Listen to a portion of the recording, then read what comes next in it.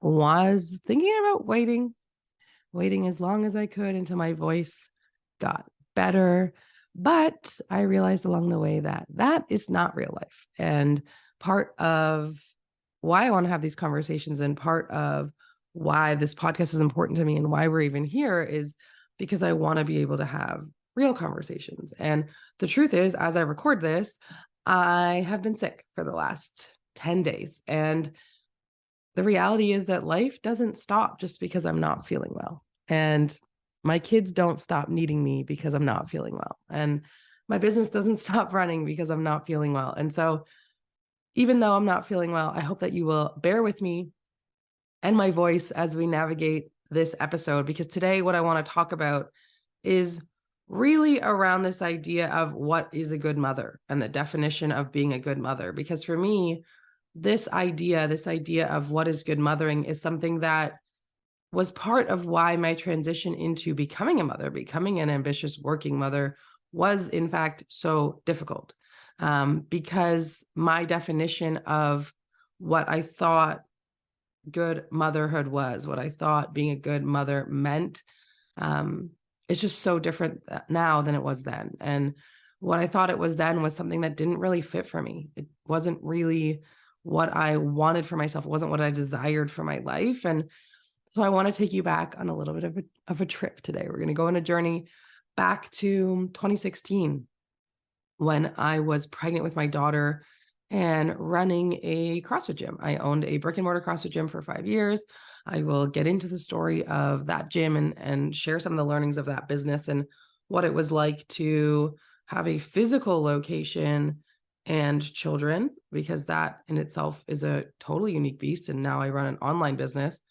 But in 2016, I owned a gym. I ran it with my husband. I had really no idea of what it meant to A, be a mom, B, be a mom and run a business, and then also how it was going to all show up for me in my life. And in 2016, I was pregnant.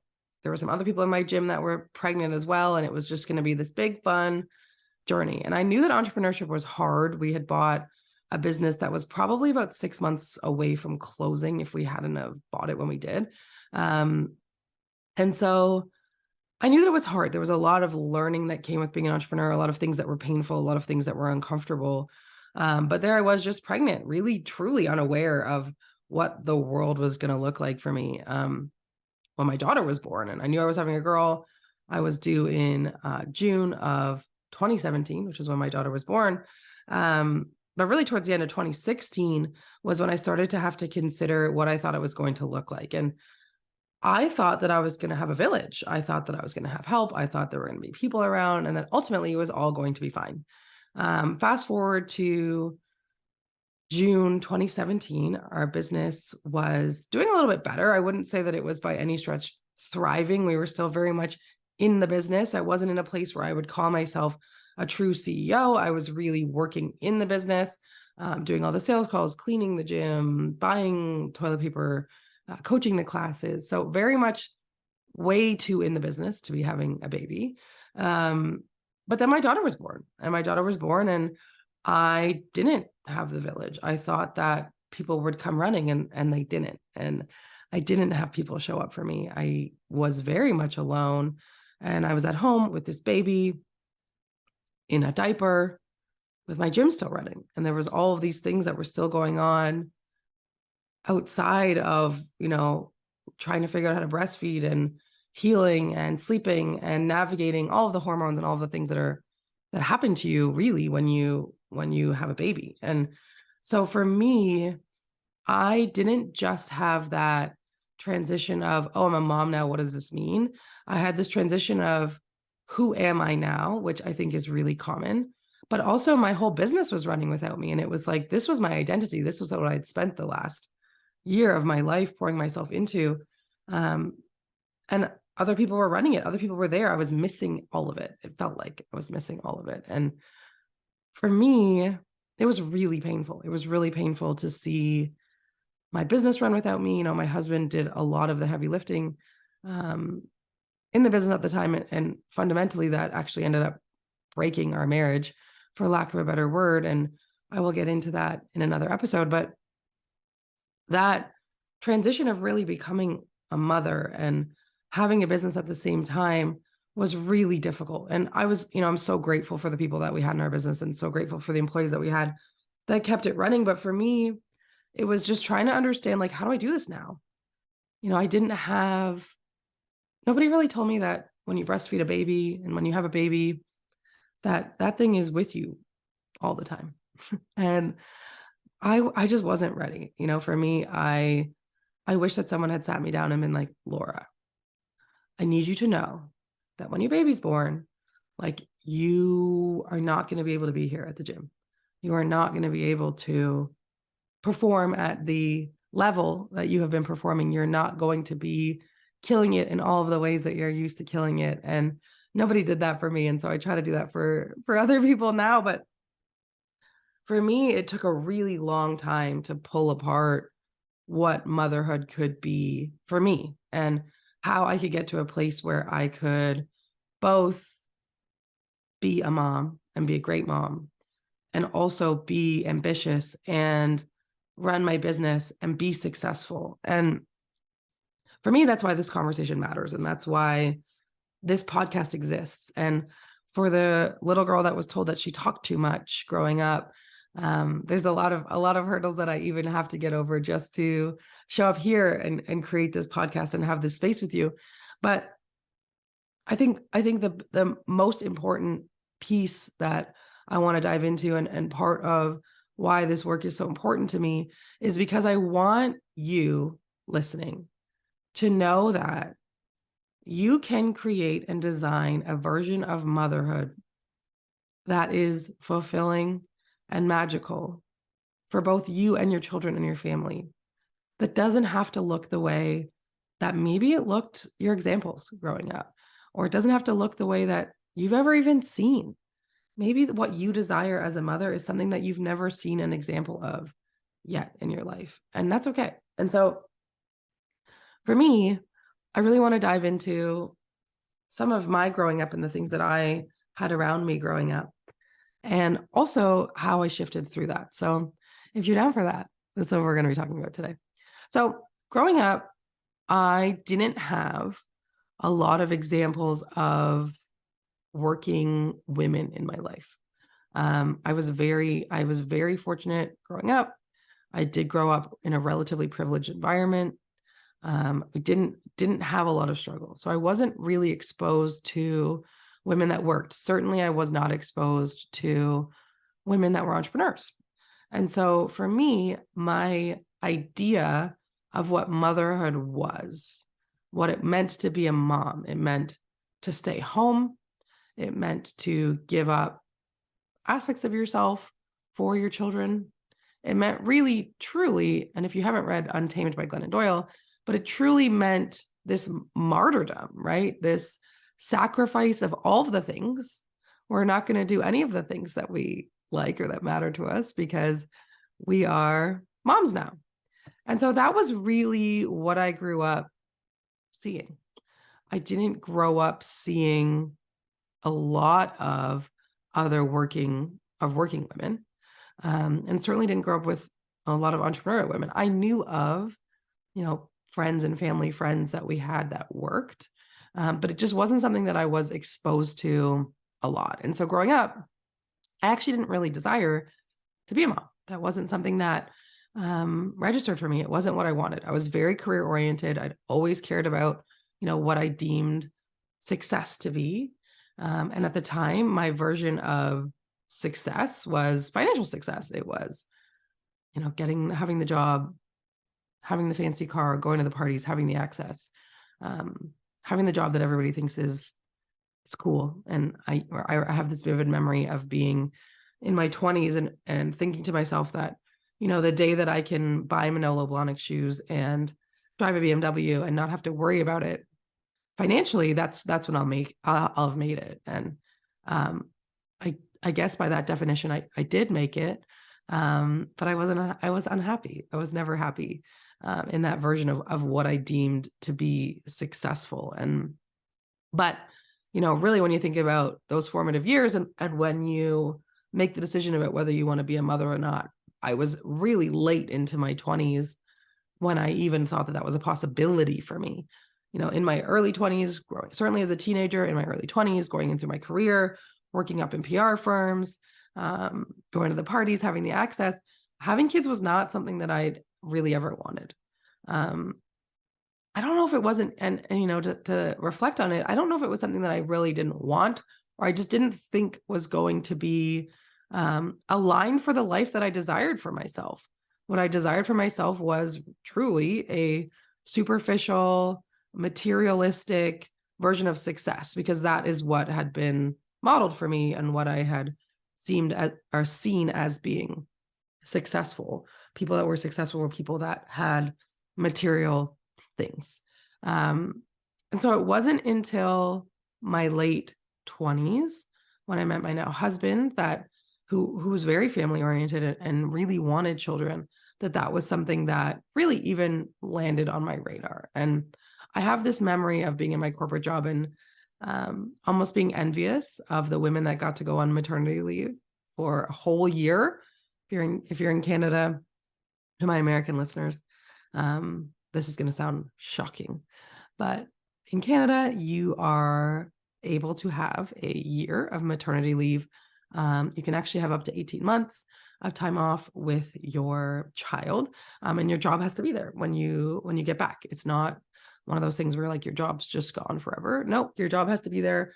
You do get EI, employment insurance, so you are paid during that maternity leave. It's not a huge amount of money, but it at least is some money so that you can go home and spend the year with your child and not have to worry about your job when you get back. There's many layers and intricacies to that, and why that system doesn't always work perfectly. But I remember having this deep envy of the women that got to go have a whole year off. Like, must that be nice?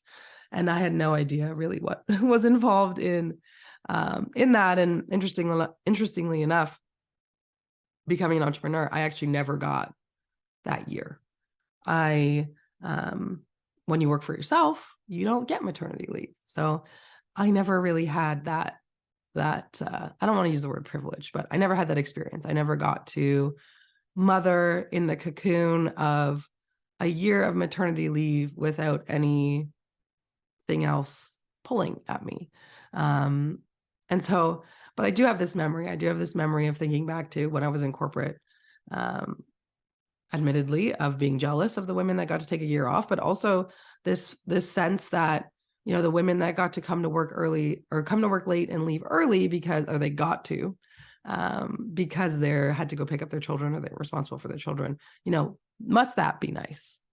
Was a thought that I recall having, like, oh gosh, must be nice to get to leave. Whereas here I am, this single person in my 20s that's chained to my desk, or at least so I thought, until 5:30, 6 o'clock every night.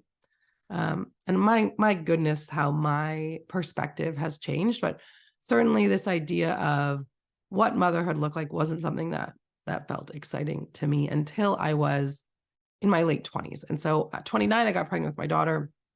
At that point, I'd been out of my corporate career for about 3 years. And I'll dive into what that journey looks like, because it comes with a lot of pivots and a lot of pain in another episode.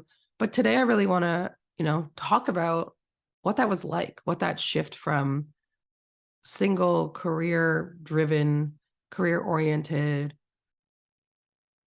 materialistic, I can call myself that, I think that's okay, person to, the human that I am now, navigating that shift into motherhood. And so when my daughter was born, it was really painful. It was a lot of things had changed for me very quickly. It was painful because I didn't know who I was.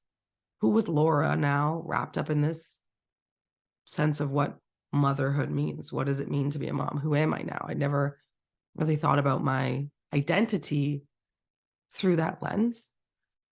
How do I show up as a business owner now? Because I physically can't be there. I am in a diaper, breastfeeding, with all of the things that come with, that first period postpartum. And, certainly I have this memory of being at the hospital after my daughter was born, in my diaper, on my laptop, answering client inquiries for the gym and emails and things like that because I didn't have an assistant at the time. But how do I do all of this? And do I even want this? Is this something that I even want? And it took me a really long time to recognize that it was okay for me to ask for help. And so after having to go through the pain of not having community, through navigating what this all meant for me, who I am, and I want to say this was not like a 6-month thing.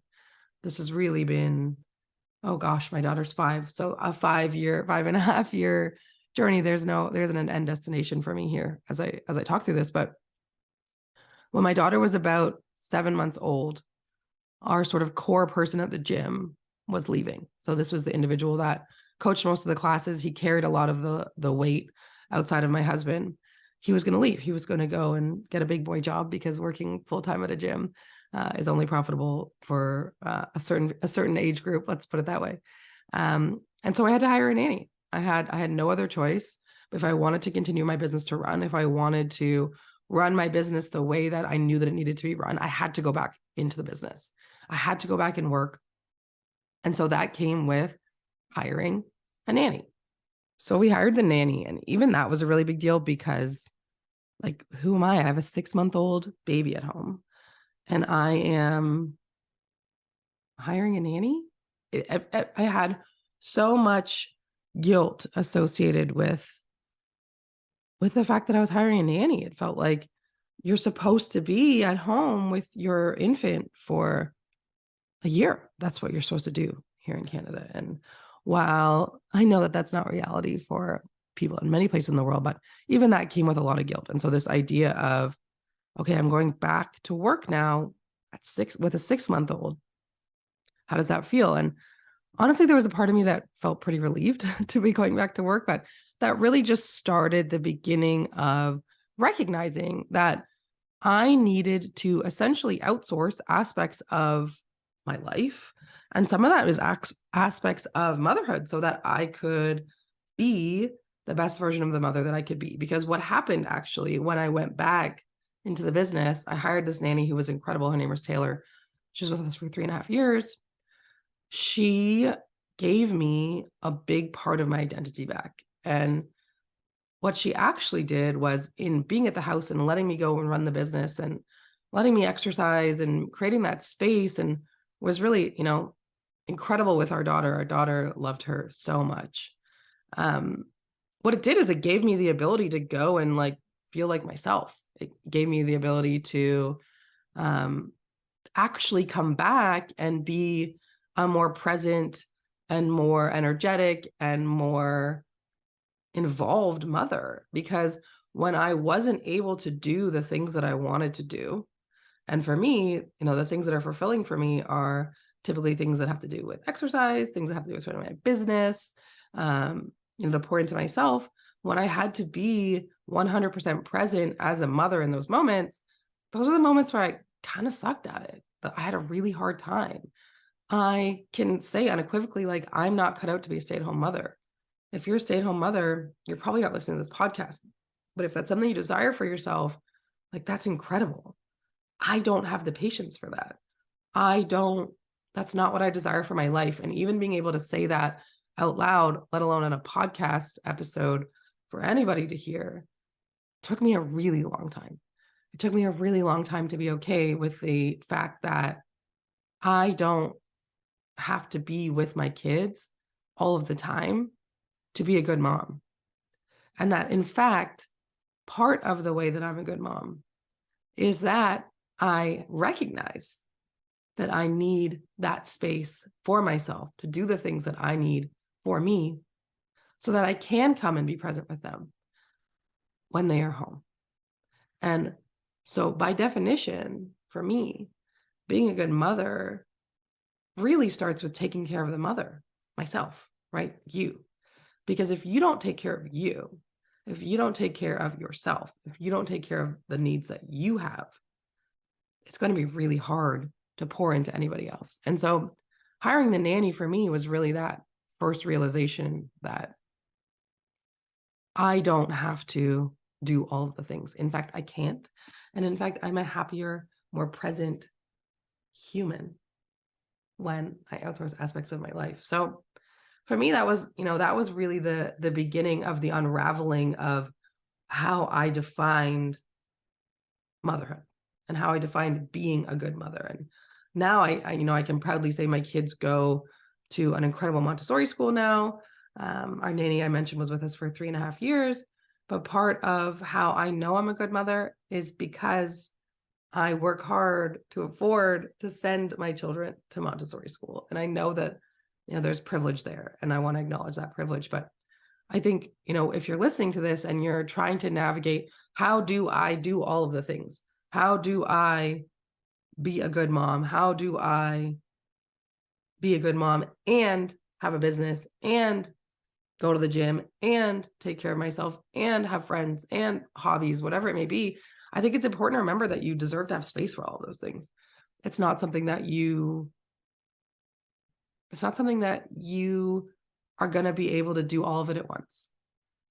You are not an octopus. You do not have 8 arms to be able to do all of those things. And so knowing that you taking time for you, or you outsourcing aspects of your life, whether it's a nanny or a cleaning lady or meal prep or whatever it is, so that you can pour into you, you will be a better mother for it. And so, the intention of this conversation is to truly to give you permission, but also to encourage you to look at, how are you defining what it is to be a good mother in your life right now?